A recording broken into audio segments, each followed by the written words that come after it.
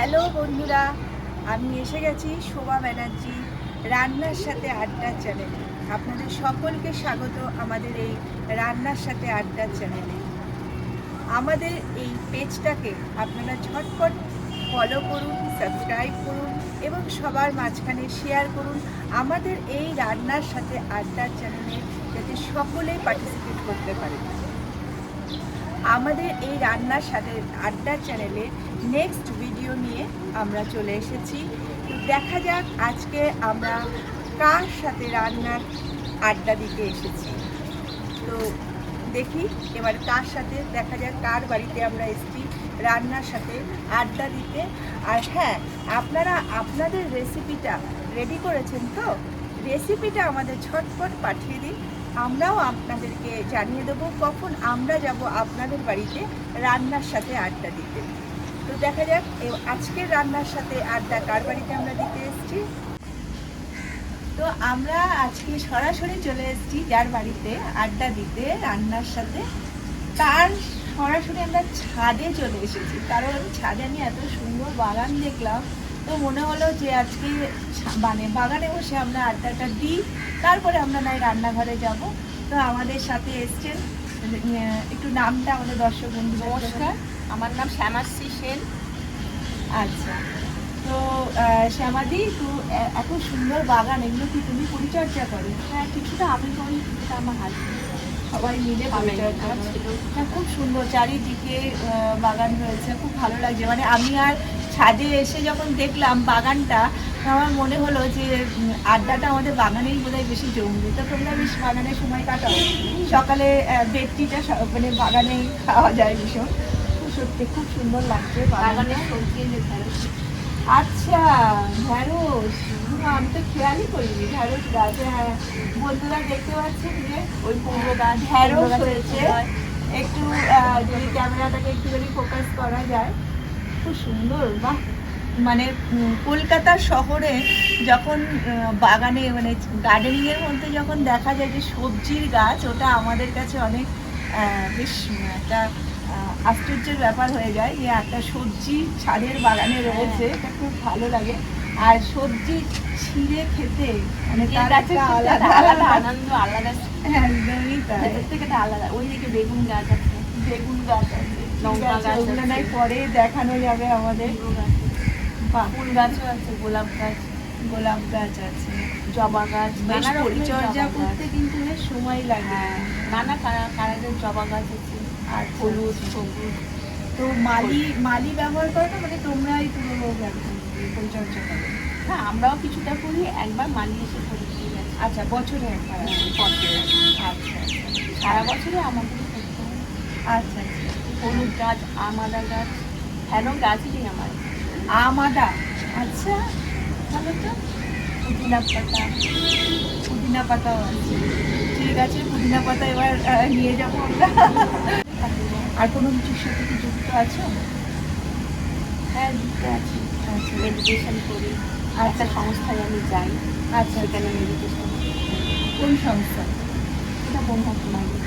ব্রহ্মাকুমারী, বাহ, ব্রহ্মাকুমারী তে তুমি যাও। ব্রহ্মাকুমারী সত্যি খুব ভালো একটা সংস্থা, কারণ আমিও জানি, আমি মাঝে মাঝে ফলো করি। আমাদের সিস্টার শিবানীদিকে আমি ইউটিউবে দেখি, ওনার কথাটা আমার খুব ভালো লাগে। এবং সত্যি কথা বলতে আমি নিজেও যাই ব্রহ্মাকুমারী সেন্টারে, খুব ভালো। আর ওখানে তো রাজযোগ মেডিটেশন করা হয়। সত্যি কথা বলতে যারা মানে রাজযোগ মেডিটেশনটা করে, তারা মানসিক এবং শারীরিকভাবে কতটা যে সুস্থ থাকে, এটা ওখানে না যাওয়া পর্যন্ত কেউ বুঝবে না। সত্যি কথাই তাই। মানে জীবনে যাদের এই যে সুগার, টেনশন এইসব যে আছে, এইগুলো থেকে যদি রিলিফ পেতে যায় এই রাজযোগ মেডিটেশন, আর রাজযোগ মেডিটেশন মানেই ব্রহ্মাকুমারী। এটা সত্যি মানে অনেক রকম, অনেকেই জেনে গেছে ব্রহ্মকুমারী হ্যাঁ সেন্টারে কি হয়, এটা অনেকেই জেনে। আর জীবনে সত্যি কথা বলতে অনেক প্রাপ্তি, অনেক প্রাপ্তি আছে। আর এই সব থেকে আমার যেটা বেশি ভালো লেগেছে, ব্রহ্মাকুমারীতে কোনো ধর্মের কোনো ইয়ে নেই, যে এই ধর্ম যেতে পারবে না বা ওই ধর্ম যেতে পারবে না, ওই ধর্মের মানুষ যেতে পারবে না। একদম ধর্ম নির্বিশেষে একটা মানে জায়গায় সবাই যেতে পারে, এটা খুব খুব ভালো লেগেছে, খুব যে ভালো কোনো ধর্মের মানুষই ওখানে যেতে পারে, খুব ভালো এরকম একটা সংস্থার সঙ্গে তুমি যুক্ত রয়েছো। আর ছেলে তোমার মানে এই যে তুমি আজকে যেহেতু আমাদের রান্নার সাথে আড্ডা, তো আমাদের সাবজেক্টটাই মেইন রান্না, তো এমনি ছেলে তোমার রান্নার কেমন ভক্ত?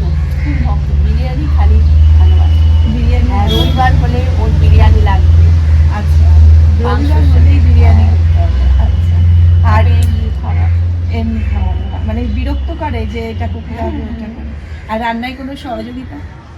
সহযোগিতা অতটাই আসে না, আচ্ছা, সময়ও পায় না। সময় পায় না, পড়াশোনা নিয়ে থাকে। হ্যাঁ, সময় পায় না এখন তো, মানে বাচ্চাদের ব্যস্ততাটা তো হ্যাঁ, খুবই হ্যাঁ। বেশি, তো সেখানে একটু পড়াশোনা সময়- নিয়ে থাকে তো। হ্যাঁ হ্যাঁ। আর দাদা কিসে আছে? দাদা কনস্ট্রাকশন কোম্পানিতে আছে। আচ্ছা আচ্ছা, যাক খুব ভালো। তো আজকে দেখা যাক যে তুমি আমাদের জন্য কি রান্না করেছো, কি রান্না আজকে তুমি দর্শক বন্ধুদেরকে শেয়ার করছো। তো চলো যাওয়া যাক আমাদের রান্নার ঘরে, ঠিক আছে?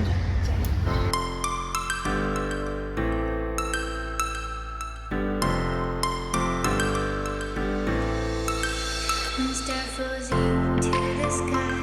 The summer was alive, going to the end of time. I can see the তো বন্ধুরা, সরাসরি আমরা চলে এসেছি, পুরোপুরি রান্নাঘরে এসে গেছি। তো আমরা একটা কথা বলতে চাই যে রান্নাঘর, যেহেতু আমরা সবার বাড়িতে গিয়ে রান্না করছি, তো এক একজনের এক এক রকম রান্নাঘরের পজিশন, তো সেই অনুযায়ী আমাদেরকে অ্যাডজাস্ট করতে হচ্ছে।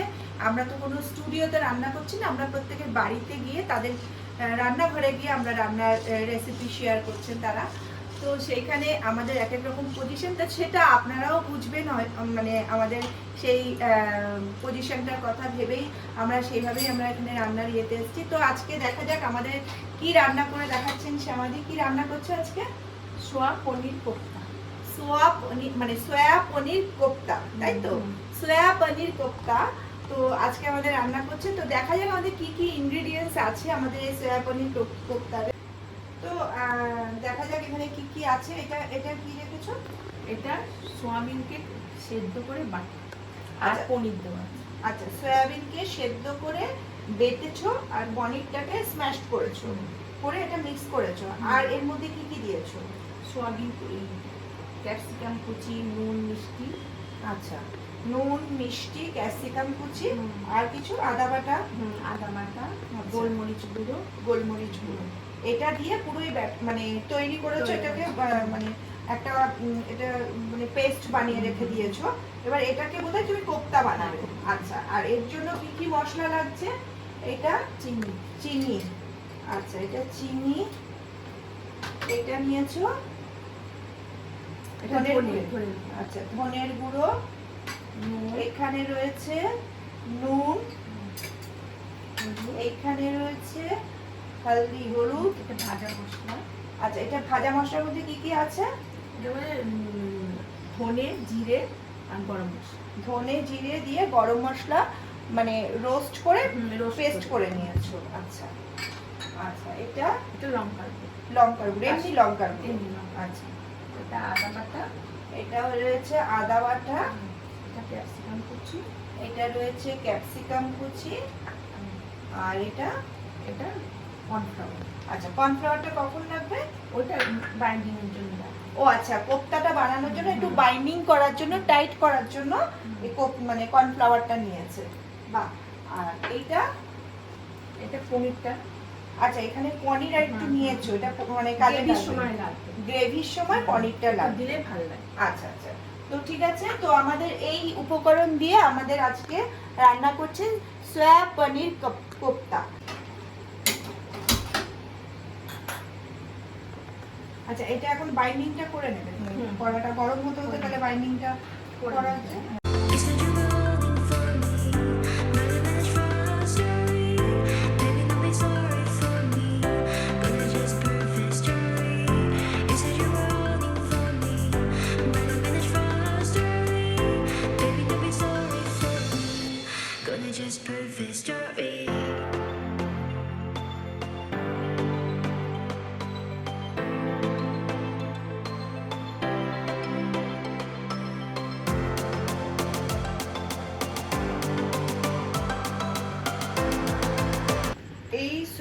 মানে এই যে পেস্টটা এটা অলরেডি আগে থেকে তৈরি করা ছিল, আর এখন মানে এক্সট্রা এর মধ্যে দেওয়া হলো একটু কাসৌরি মেথি, একটু লঙ্কার গুঁড়ো, একটু ভাজা মশলার গুঁড়ো, একটু নুন দিয়েছো কি? হ্যাঁ, নুন দেওয়া হয়েছে, একটু চিনি দেওয়া হচ্ছে কোপ্তাটা আরও টেস্টি বানানোর জন্য, যাতে সমস্ত মশলাটা কোপ্তার ভেতরে ঢোকে, তার জন্য একটু টেস্টি বানানোর জন্য এটা কিন্তু করা হচ্ছে সোয়া পনির কোপ্তা। আর আমার খুব ভালো লাগছে যে আমিও রান্নাগুলো শিখে যাচ্ছি। আপনারা দেখুন, দেখে আপনারাও ট্রাই করবেন বাড়িতে, এবং আমাদের অবশ্যই কমেন্ট সেকশনে জানাবেন কিন্তু যে কেমন হলো সোয়া পনির কোপ্তা। আমি অবশ্যই টেস্ট করে আপনাদেরকে বলবো, আর আপনারা বাড়িতে টেস্ট করে রান্না করে নিজেরাই টেস্ট করে দেখে আপনারাও জানাবেন আমাদের কেমন হয়েছে সোয়া পনির কোপ্তা।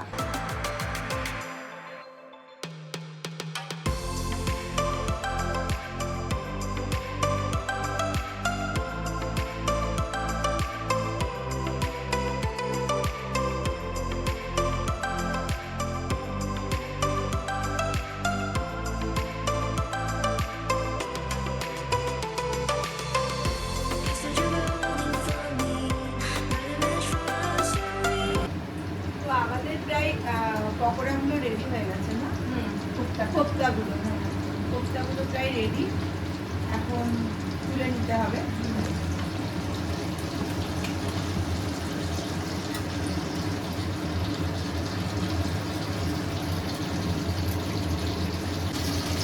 তুলে নিয়ে তারপরে এই তেলেই আমরা গ্রেভিটা বানাই। সোয়া পনিরের কোপ্তাটা রেডি, আমাদের ভাজা হয়ে গেছে, এখন আমরা গ্রেভিটা এখন করবো। এই তেজপাতা, শুকনো লঙ্কা আর গরম মশলা ফোড়ন দিতে হবে।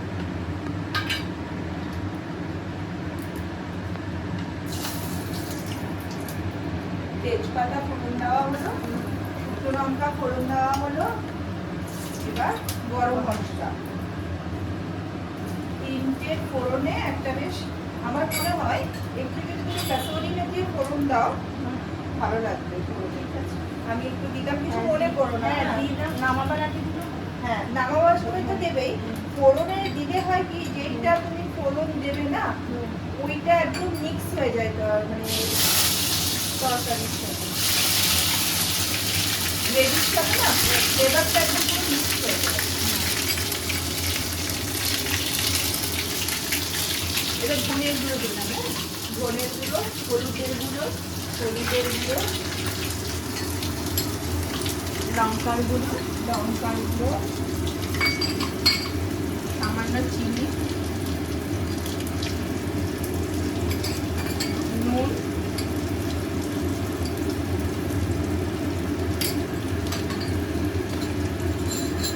আর যে ক্যাপসিকাম কুচি রেখেছিলাম ওটা দিয়ে দেবো। আর একটু পনির ম্যাশ করে দিয়ে দিলাম, ঠিক আছে? টেস্টটা বাড়বে। গ্রেভিটা হওয়ার জন্য একটু পনির স্ম্যাশ করে দিয়ে দেওয়া হয়েছে।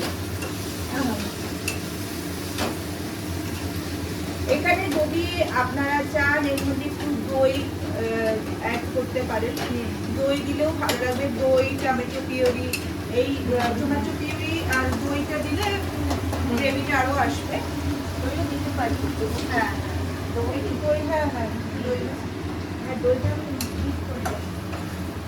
দইটা ও আচ্ছা, শ্যামাদি দইটা স্কিপ হয়ে গেছে, মানে দইটা দিত আর কি, সেটা এখানে নিতে ভুলে গেছে।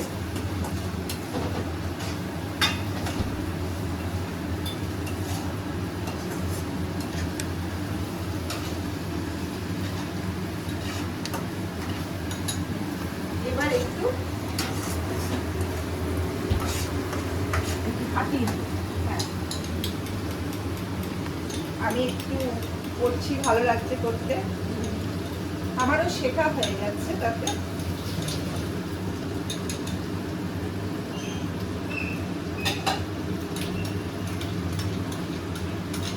দইটা দিয়ে দিলাম। দইটা দেওয়ার জন্য আমাদের কিন্তু এখানে একটু ব্যালেন্স করার জন্য চিনিটা অ্যাড করতে হবে। চিনি অলরেডি, চিনিটা অলরেডি হলুদকে এখন রান্না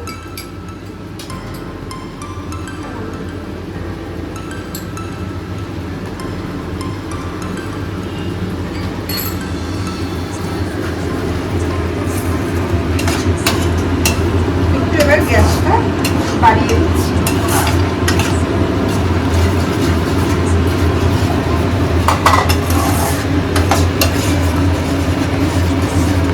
দইটা দেওয়াতে জলটা কেটে গেছে।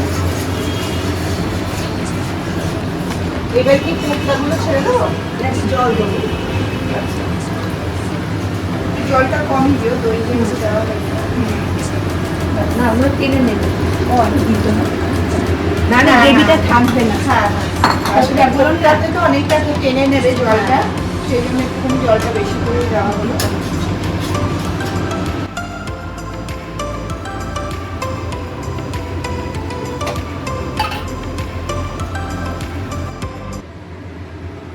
এবার গ্যাসটা একটু সিম করে দেওয়া হলো, ঢাকা দিয়ে দেওয়া হলো।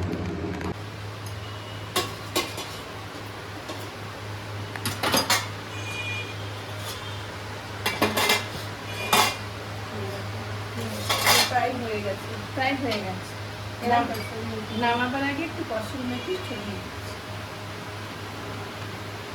তো অলমোস্ট ডান আমাদের সয়া পনির কোপ্তা কারি, অলমোস্ট ডান। এবার গ্যাসটা অফ করে দেবো। তো আমাদের পুরো রেডি হয়ে গেছে সয়া পনির কোপ্তা কারি। তো আমরা এবার একটু সার্ভিং বলে এটা ঢেলে নিচ্ছি। তো আপনারা একটু বাড়িতে ট্রাই করবেন, ট্রাই করে আমাদের কমেন্ট সেকশনে জানাবেন কেমন হলো আমাদের এই সয়া পনির কোপ্তা কারি। আর শ্যামাদিকে উৎসাহিত করবেন আপনারা কমেন্ট করে অবশ্যই। আর এবার আমি তো টেস্ট করে দেখবই, আপনাদেরকে বলবই কেমন হয়েছে। আপনারাও করে আমাদেরকে বলুন যে কেমন হলো সয়া পনির কোপ্তা কারি আপনাদের বাড়িতে।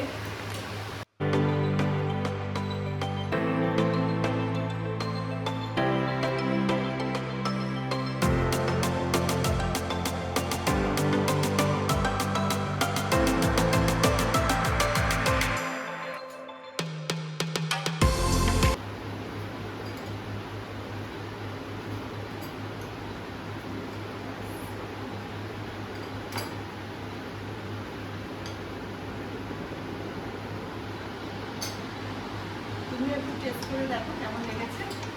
নিজের রান্না নিজেকে খেয়েও দেখতে হয় অবশ্যই।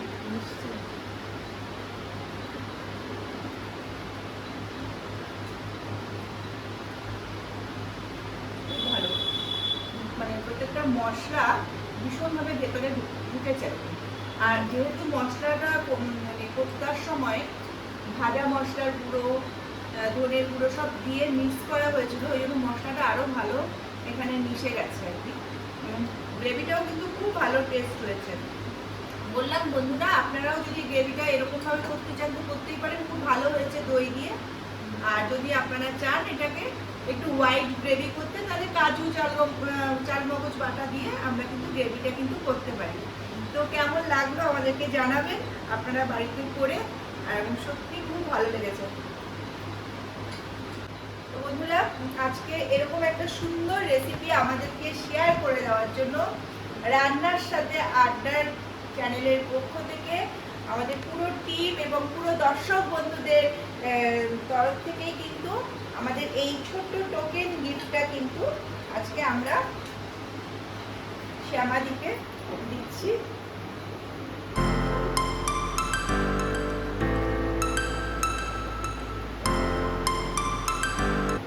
তো আজকে আমাদের এই গিফটটা টোকেন গিফট এবং পছন্দ হয়েছে, হ্যাঁ খুব সুন্দর হয়েছে। তো বন্ধুরা, আমাদেরকে জানান কেমন হয়েছে। আর আমাদের লাইক কমেন্ট শেয়ার করতে ভুলবেন না। আমাদের পেজকে এবং আমাদের ইউটিউব চ্যানেলকে সাবস্ক্রাইব করবেন এবং সবার মাঝখানে ছড়িয়ে দেবেন। আজকে পর্যন্ত এই পর্যন্ত আমাদের অপেক্ষা করবো আমরা পরের ভিডিওর জন্য।